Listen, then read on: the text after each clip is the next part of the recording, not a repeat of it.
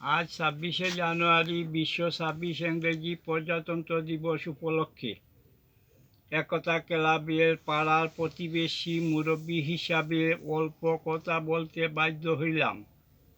ওই ক্লাব না থাকা অবস্থায় মুহররম আফতাবউদ্দিন লস্কর প্রজাতন্ত্র দিবস উপলক্ষে ছোটো কচিকাঁচা শিশু দিয়া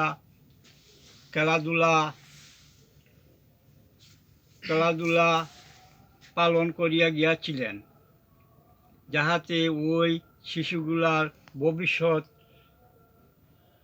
দিবস উপলক্ষে তারা জাগ্রত থাকে, এই বলিয়া আমি আমার সংক্ষিপ্ত বক্তব্য শেষ করলাম।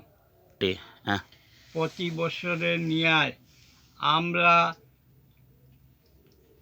আশাবাদী যে প্রজাতন্ত্র দিবস পালন করিয়া যাইমু বলিয়া আমার মনের আশা।